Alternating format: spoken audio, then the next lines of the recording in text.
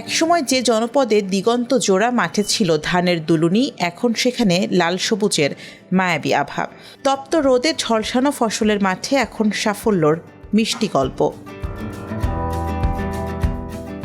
উপকূলীয় জেলার নোয়াখালীর সুবর্ণচরের এই নীরব কৃষি বিপ্লবের কারিগর স্থানীয় কৃষকদের কঠোর পরিশ্রম, উন্নত জাতের চারা বিতরণ থেকে শুরু করে নিয়মিত প্রশিক্ষণ ও মাঠ পর্যায়ে সঠিক পরামর্শ, সব মিলিয়ে বদলে গেছে চাষাবাদের মানচিত্র।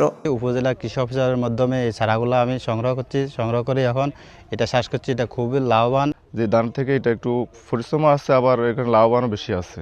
যেখানে ধানে হয়তো বা পেতাম 30,000, এখানে আর বেশি পামো।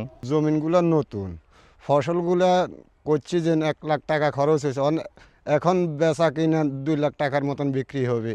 সবজি এবং দেখতেছি যে এখন ধানের চেয়েও এটা কিন্তু লাভজনক। আমরা এটা প্রথম বছরে রেজাল্ট আসতেছে। আমরা 1 বছর যদি আমরা যত্ন করি, 1 বছরের আগে, 1 বছর লাগে না, 1 বছরের আগে ফলন হয়ে গেছে আমাদের। প্রায় 9 মাস থেকে 10 মাসের ভিতরে আমাদের রেজাল্ট আসি গেছে। আমরা এখন বড় হারভেস্ট করতেছি, আমরা বাজারে নিতেছি, কিন্তু আমরা পরিপক্ষ করি আমরা এখান থেকে বাজারে নেব। তার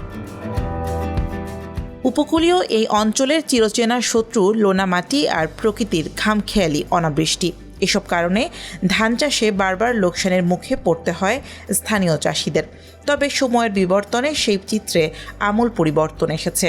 ধানের বিকল্প হিসেবে কুলের বাম্পার ফলন সুবর্ণচরের অর্থনীতিতে নতুন প্রাণের সঞ্চার করেছে।